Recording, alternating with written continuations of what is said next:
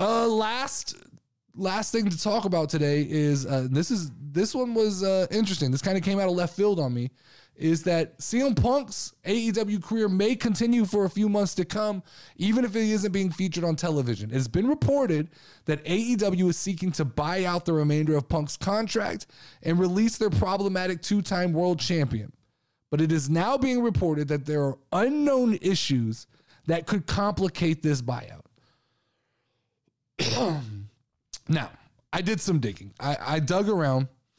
And the best I could do, and I asked around, asked a few people that I know that might have some answers, dug around some websites, went real deep into the dark places of the wrestling internet to try to find out what is holding up this contract negotiation. And what I found actually surprised me a little bit. For the consensus from people is right now, the rumor going around is actually that CM Punk is not liking the length of the non-compete that Tony Khan is trying to stick on the end of the contract.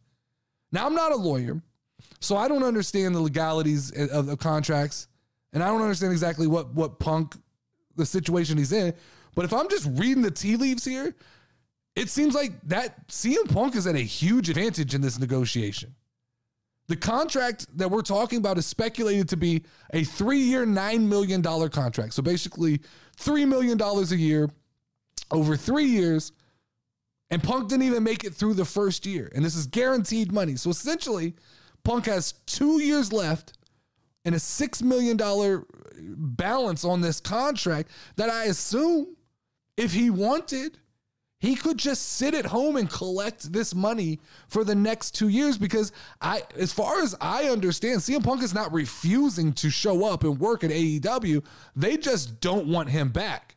And none of the wrestlers want him back, which puts Tony Khan in a very precarious situation, because you can't just, like, if that's going to ruin the locker room, you can't just bring him back because you go, well, guys, we have to pay him. He makes a lot of money. It doesn't work that way.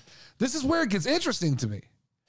This is where this whole story got interesting to me, because my assumption was that CM Punk didn't want to wrestle again, right? That there was a bad taste in his mouth as well. Because one, I don't know that anybody in the industry can afford CM Punk and what he thinks he's worth. That's not named WWE. And two, and I read an article this morning that kind of doubled down on this belief, is that I don't think WWE has any real interest in working with CM Punk again. Now, the article I read this morning said that Triple H has cooled off on the idea and would be open to at least exploring the idea, but there's other people inside of WWE who want nothing to do with it. But if you read way too deep into this, you have to believe that Tony Khan right now is afraid that WWE would make a legitimate run at CM Punk. If you asked me that 2 days ago, I'd say that's fucking insane. But that can be the only reason that Tony Khan is hung up on this idea that he needs to lock Punk into this long non-compete. Because what does Tony Khan care if Punk went to Japan? I mean, what does it matter? It doesn't really affect AEW, right? Or if he joins some wrestling startup company, that doesn't really affect anybody. WWE, let's be honest, it's the only company that Tony Khan is worried about, and the fact that there's a lingering issue over allegedly a non-compete length leads me to believe that there's like real gasoline on this fire, that CM Punk and WWE are at least entertaining the idea of a return. Like, there's been some conversation between somebody that has led somebody to believe there's a chance.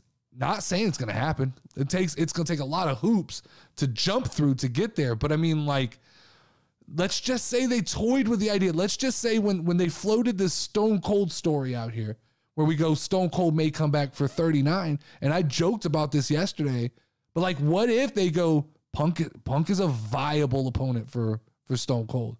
It's a fun dream match. It's definitely a ticket seller.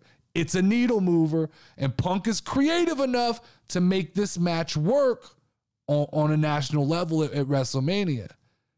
And we can't forget, CM Punk is close with people like Adam Pearce.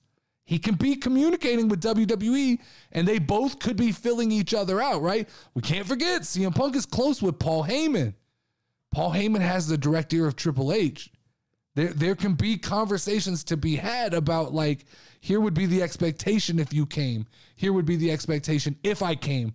They can start to fill each other out and see what works and doesn't work. And what's funny is I thought that door was slammed forever, but I guess when you start talking about the ability to raise the ratings and the ability to make more money, that can grease the wheels that might have been a little bit tough to turn. A few key injuries heading into WrestleMania 39. Roman Reigns, somebody like that. And you're searching for a big name. CM Punk starts to look like a real viable option, especially if you let him main event night one and he gets to quote unquote main event WrestleMania. He gets to fulfill that itch that he's been trying to scratch.